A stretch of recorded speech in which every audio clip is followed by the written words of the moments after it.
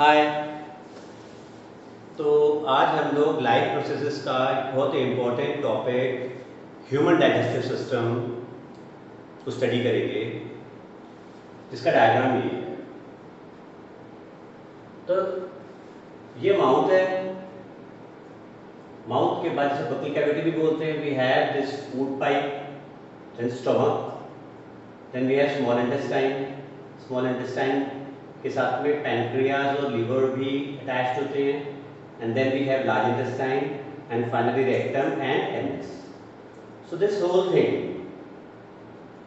यहाँ से एक ओपनिंग है, एक ओपनिंग यहाँ से है, बाकी सब क्लोज्ड है। Things are like that. इस पूरे को ये करीब 30 फीट लॉन्ग होता है। आपको होगी 6 फुट के इंसान में 30 फीट का कैसे, तो इसमें काफ़ी कॉलिंग होती है। कॉलिंग होने की वजह से ये 30 फीट खींचोगे तो 30 फीट लंबा हो जाएगा। इस पूरे ट्रैक को हम गट सिस्टम या एलिमेंट्री कैनाल बोलते हैं। गट सिस्टम भी बोल सकते हो, एलिमेंट्री कैनाल भी बोल सकते हो। ओके, तो we start from the starting point where we intake the food, that is mouth, also known as buccal cavity. So here what happens, the main thing that happens is that इस buccal cavity में you have salivary glands which secrete salivary amylase। और इस salivary amylase का क्या use होता है, ये attack करता है किसके ऊपर, कार्बोहाइड्रेट्स पर, and converts it into sugar। That happens in this salivary amylase। और बहुत ब्रॉडली बोले तो कार्बोहाइड्रेट की जगह पर प्रिसाइजली स्टार्च बोलना चाहिए। तो it converts starch into sugar. और इसके अलावा क्या होता है, इसमें च्यूइंग होती है, तो ये मैकेनिकल काम हो गया। तो इससे क्या होता है, मैकेनिकल ब्रेकडाउन होता है फूड का, मैकेनिकल ब्रेकडाउन। तो इससे क्या होता है, this increases the surface area, और ये सरफेस एरिया इंक्रीज होने से फर्दर डाइजेशन में मदद मिलता है, ज्यादा मॉलिक्यूल्स कांटेक्ट में आ सकते हैं। तो what happens in the mouth, there are salivary glands which secrete salivary amylase which attack on starch, convert it into sugar। तो ये केमिकल प्रोसेस चालू हो गया, बायोकेमिकल रिएक्शंस यही से चालू हो गए। इसके अलावा मैकेनिकल प्रोसेस भी है सरफेस एरिया बढ़ाने के लिए, च्यूइंग का। फिर यहाँ से ये फूड पाइप से होता हुआ, इसोफेगस भी बोलते हैं फूड पाइप को, से होता हुआ ये आगे स्टमक तक आता है। और इस पूरे गट सिस्टम में फूड आगे कैसे बढ़ता है, तो यहाँ ना पेरिस्टाल्टिक मूवमेंट होते हैं, पेरिस्टाल्टिक मूवमेंट।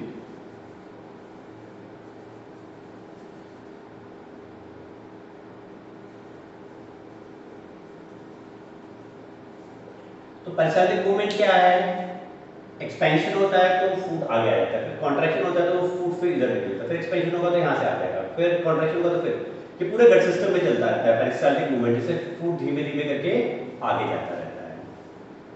तो अब फूड जो है पार्शली जो थोड़ा बहुत डाइजेस्ट हुआ वो अब स्टमक में आ गया। अब स्टमक क्या है, it's a J shaped organ, जहां पर कि you have gastric glands in the muscular wall of stomach। तो ये क्या करते हैं, एक तो ये हाइड्रोक्लोरिक एसिड सिक्रीट करते हैं, तो इससे हमारे को क्या बेनिफिट मिलता है, it kills germs and make the medium acidic. तो मीडियम एसिडिक होने का क्या बेनिफिट होता है कि फर्दर यहीं से पेप्सिन एंजाइम भी सिक्रीट होता है।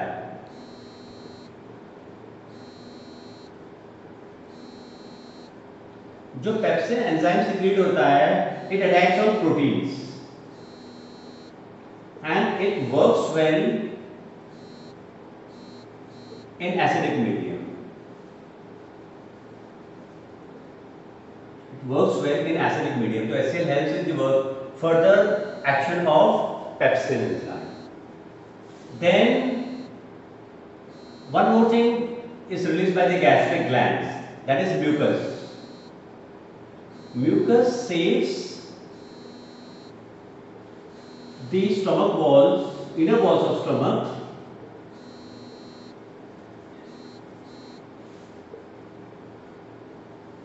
from the ill effect of HCl. HCl के इफेक्ट से म्यूकस सेव करता है। तो स्टोमक में क्या क्या हो रहा है? HCl एसिडिक मीडियम बना रहा है, दोनों को किल कर रहा है।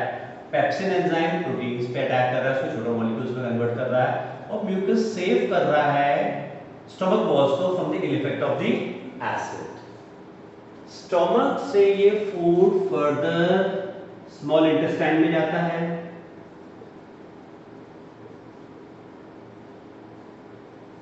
किससे? स्टोमक स्फिंक्टर से। ये यहां से स्मॉल इंटेस्टाइन में भेज देता है। अब स्मॉल इंटेस्टाइन में थोड़ा सा फूड आगे बढ़ता है तो उसको लीवर से एक डक्ट है जो स्मॉल इंटेस्टाइन में जाके खुलता है, एक पाइपलाइन है जो स्मॉल इंटेस्टाइन में जाके खुलती है। तो लीवर से बाइल जूसेस सिक्रीट होते हैं। लीवर secretes bile juices जिसमें कि bile salts होते हैं। तो ये जो bile juices होते हैं ये क्या काम करते हैं? तो एक तो ये अल्कलाइन कर देते हैं मटेरियल को, makes the medium alkaline। क्यों? क्योंकि फर्दर जो आगे एंजाइम्स वर्क करने वाले हैं स्मॉल इंटेस्टाइन में वो अल्कलाइन मीडियम में बढ़िया वर्क कर सकते हैं, तो पहले से ही मीडियम अल्कलाइन कर दिया जाता है। और दूसरा सिर्फ यही काम नहीं होता है इसका, ये जो बाइल जूसेस हैं जिनमें बाइल सॉल्ट्स होते हैं ये फैट्स पे भी अटैक करते हैं। तो फैट्स जो हैं ये बिगर ग्लोब्यूल्स के फॉर्म में होते हैं यहाँ पर,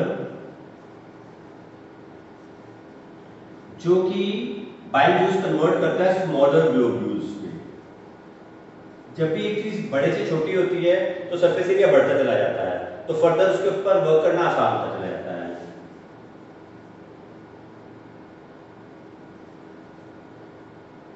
ओके, और इसी प्रोसेस को we call emulsification of fats.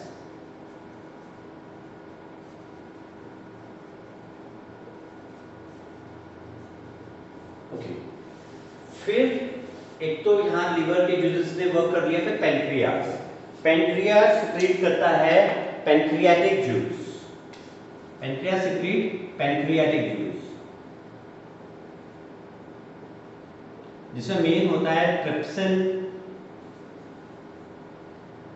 और एक होता है लाइपेज।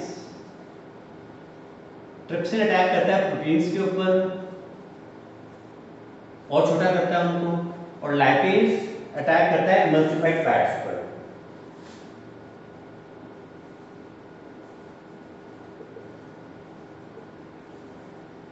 अभी भी डाइजेशन कंप्लीट नहीं हुआ क्योंकि अभी भी मॉलिक्यूल्स बड़े हैं और उस फॉर्मेट में नहीं है जिस फॉर्मेट में हमारे सेल्स इस्तेमाल कर सके। तो स्मॉल इंटेस्टाइन में रिलीज होता है इंटेस्टाइनल जूस,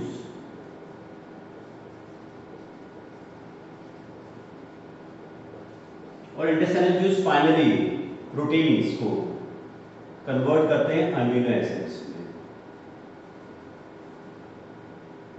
फैट्स को कन्वर्ट करते हैं ग्लिसरॉल, किसमें कन्वर्ट करते हैं? ग्लिसरॉल और फैटी एसिड्स में, और कार्बोहाइड्रेट्स को किसमें कन्वर्ट करते हैं? ग्लूकोज में। ये सब मॉलिक्यूल्स हैं जो हमारे सेल की नीड है। अच्छा, अगर स्मॉल इंटेस्टाइन में ट्रैक है, ये स्मॉल इंटेस्टाइन का ट्रैक है, मान लो कि ये इतना पार्ट मैंने बड़ा करके दिखाया, मैग्नीफाइड करके दिखाया है यहाँ पर, तो इसमें ना विलाई होते हैं, फिंगर लाइक इंजेक्शंस होते हैं ऐसे बड़े बड़े। तो जब फूड मटेरियल इससे पास होता है तो this villi are rich of blood capillaries, यहां पर ब्लड कैपिलरीज होती है।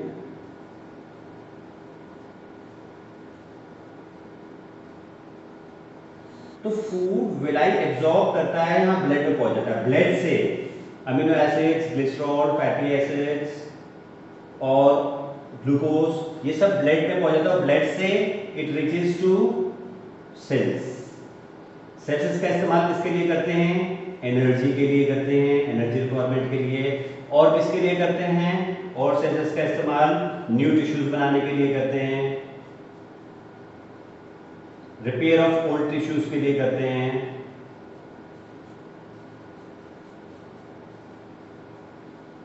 एनर्जी, ये सब इस्तेमाल होता है।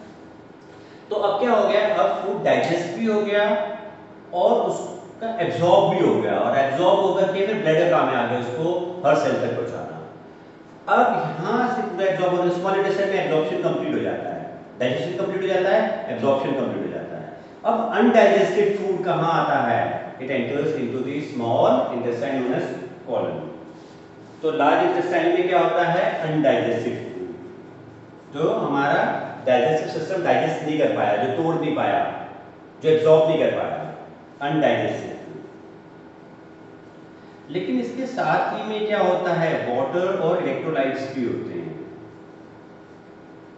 जो हमारे बॉडी के लिए इंपॉर्टेंट है। तो ये वाटर और इलेक्ट्रोलाइट्स जो अनडाइजेस्टेड फूड्स आते हैं, इसे रीएब्सॉर्ब कर लेता है लार्ज इंटेस्टाइन और वापस ब्लड में भेज देता है।